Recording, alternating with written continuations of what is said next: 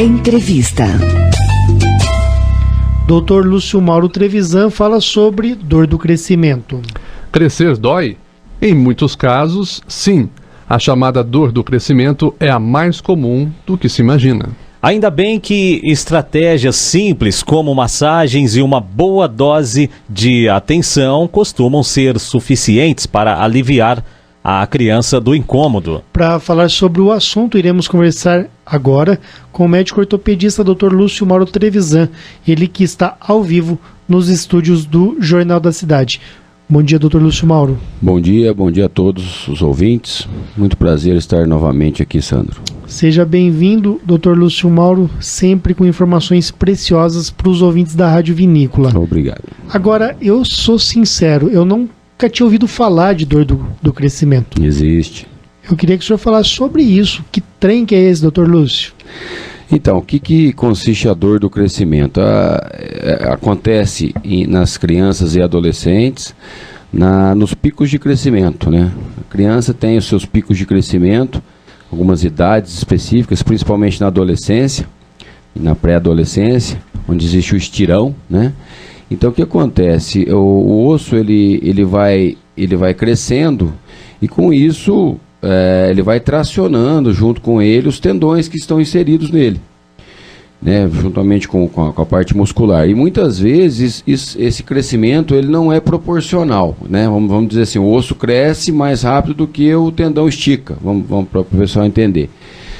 Ou às vezes o periósteo, que é uma membrana que envolve o osso, o tecido ósseo, que dá vascularização, que dá inervação, e muitas vezes ele também não acompanha esse crescimento, né? E é uma região muito dolorosa.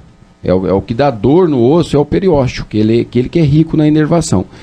Então acontece desta mudança fisiológica da anatomia e tal, causar um pouco de dor, né? Um pouco não, às vezes até a criança chega a chorar à noite, né? Porque o horário de liberação do GH, que é o hormônio do crescimento, é noturno.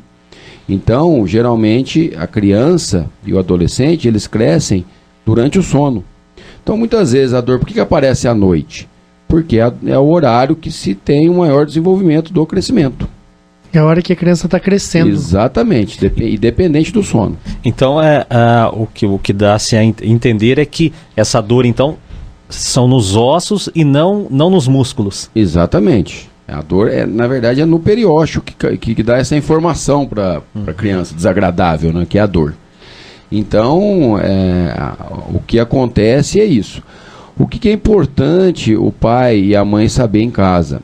Que tem que se descartar os casos mais graves de dor óssea ou articular. Por exemplo, um processo infeccioso, uma pioartrite, né, que a gente falou na outra entrevista com a Neide, que é aquele processo infeccioso, onde tem uma bactéria ou um vírus que causa aquela dor, a própria osteomielite, que é uma infecção nos ossos, que tem que ser tratada rapidamente, que é uma urgência ortopédica, os tumores, né, que são menos comuns, lógico, a dor do crescimento é muito comum, essas outras que eu falei, bem menos comum, mas tem que se descartar.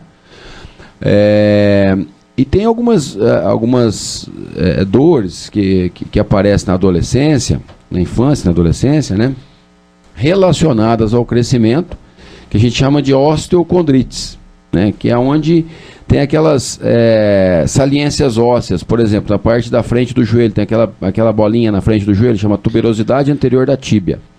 Aquela dor é chamada, uma dor ali... Não sei porque quando eu penso nessa bolinha me dá uma certa aflição, Lúcio. Então, porque eu acho que a gente bate demais, né? Exatamente. É a rótula do joelho? Não, é abaixo da rótula. Abaixo da rótula. É na tíbia mesmo. Ah, tá. É o local da inserção do tendão patelar. Por que ela é saliente? Porque o tendão patelar vai tracionando ela ali quando existe o crescimento, né? Então, principalmente em meninos, mas não é descartado nas meninas, quando chega na idade de 12 anos, 13 anos, que é a fase do estirão, como eu falei, existe a osteocondrite, que é a inflamação dessa tuberosidade, que é um foco de crescimento da ósseo. Então, às vezes, aquele adolescente lá, aquela criança, né, que está virando, né, tá naquela mudança, com essas alterações hormonais de crescimento, etc., vai jogar um futebol, chega em casa, começa a ter dor dessa bolinha, é essa osteocondrite. Ela tem até um nome, que foi o autor que a descobriu, que chama Osgood-Schlatter. Tem a tuberosidade do calcâneo, que é um local de crescimento do calcanhar, que é a osteocondrite de Sever, que é mais comum no menino também, um pouquinho mais jovem, um pouquinho mais novo, por volta dos 8 anos. E tem a osteocondrite de Freiberg, que é mais comum na menina, que é no segundo metatarso do pé. Então tem umas osteocondrites específicas, que tem certos epônimos, né, que são nomes dos autores que as descreveram, que não deixam de ser dores do crescimento, porque a hora que cessar o crescimento, essa dor vai melhorar. Ô Lúcio, é mais comum em homem, como você falou, porque a mulher ela tem um crescimento mais gradual e de repente ela não sente tanto, e o homem realmente, até os 12 anos, ele é muitas vezes baixinho, né? Isso. E dos 13 aos 14 ele fica bem alto. Essa resposta, Sandro, na verdade, assim, é estatístico isso, né? A gente vê que estatisticamente é mais comum no homem, né? Mas não deixa, talvez porque o tendão do homem ele sofre mais influência do hormônio de crescimento, porque ele tem que ser mais forte devido ao músculo mais forte, entendeu? Tem tudo isso, a parte da testosterona, tem tudo isso. Mas não é nada confirmado. A gente tem só estatisticamente que isso é mais comum, não tem um porquê exato, né? Mas são dores, como a gente está falando aqui, que desaparecem no final do crescimento. Não tem assim, né, um grau de gravidade importante, né? Não é nada maligno, né? Tudo benigno. Só que tem que se descartar o que é ruim. São as infecções, os tumores, como eu falei. Agora, às vezes o pai pode achar que o filho está fazendo manha. Então tem que tomar cuidado com isso, não é, Lúcio? Exatamente. Quando a gente descarta qualquer coisa grave, aí fica, às vezes, a criança tem um pouco, né, quer chamar atenção, realmente isso ocorre. Mas tem que se fazer um diagnóstico, né?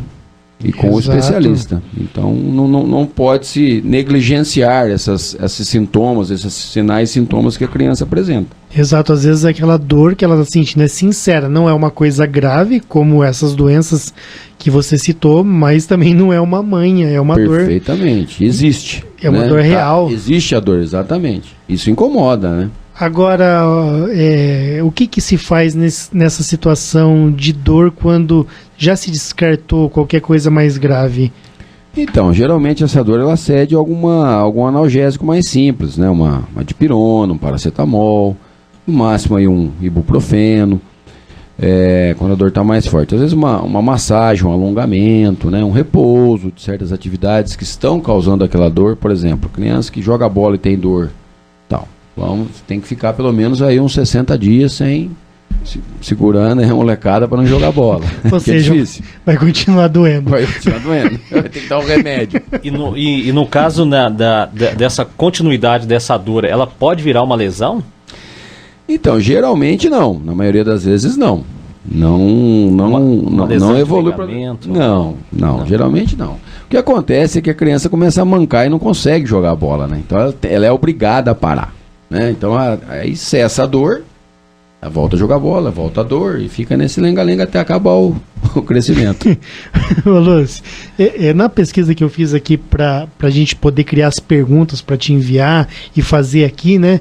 Eu vi ali em um site médico que eles acreditam que de 5 a 15% da população infantil possa enfrentar esse problema. Sim. Mas eu achei esse número baixo. Eu achei, parece que a molecada tem mais dor, parece que é mais que 5%, 15%. Tem que saber onde foi feita essa pesquisa, como foi feito, né? Mas existe qual é a percepção número que você tem?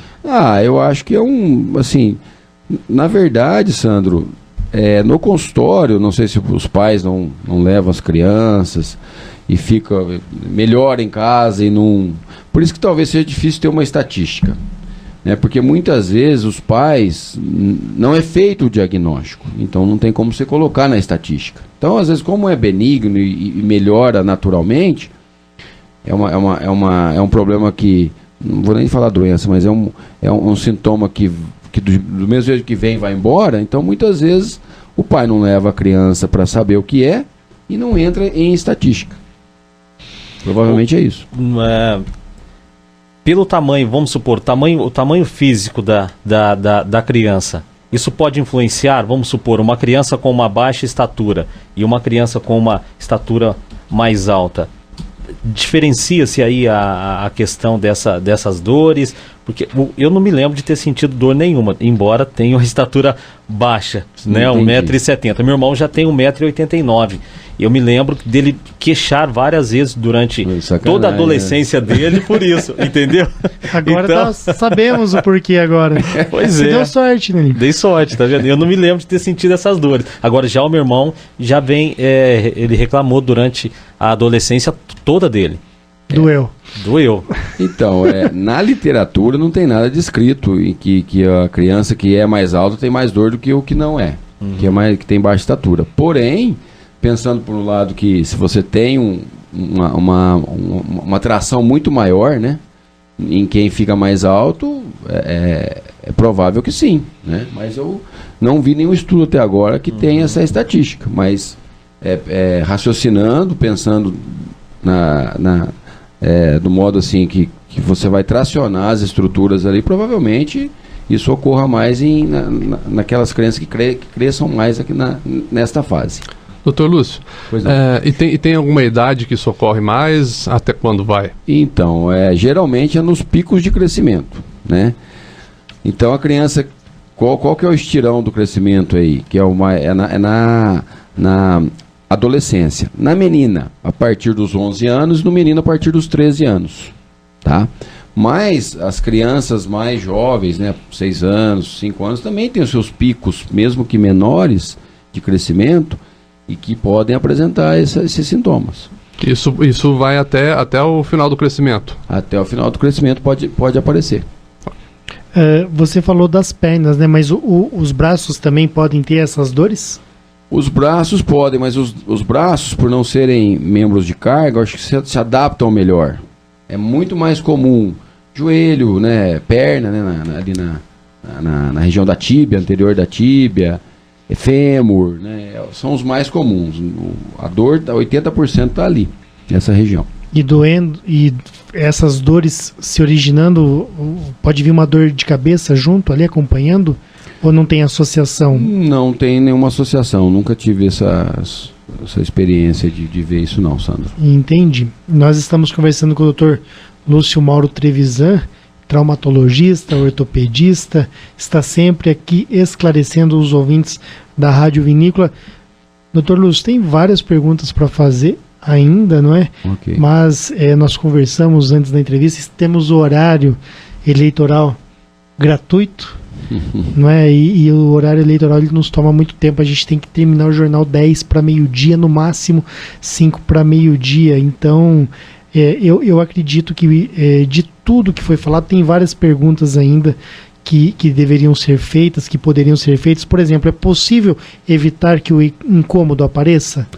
Não, isso aí vai aparecer. Não tem como. Não tem como. Se tiver que aparecer, vai aparecer. Exatamente. Então, assim... uma prevenção, né? Você está falando, isso. Não tem, porque não tem como prevenir o crescimento, né? Então, isso é uma coisa fisiológica, né? E a dor acaba acompanhando, em alguns casos. Tá certo. Então, tem várias perguntas ainda que ficaram sem ser feitas. Doutor Lúcio Mauro, vamos ter que encerrar a entrevista. Okay. E eu agradeço sua participação aqui no Jornal da Cidade. Se algum ouvinte telefonar ou mandar pelo WhatsApp, depois eu passo as perguntas para você lá no consultório, tá bom? Fico à disposição e agradeço mais uma vez aqui a oportunidade. Muito obrigado a todos. É isso mesmo. Vamos chamar o esporte, Cássio? 11h25. Notícias do esporte.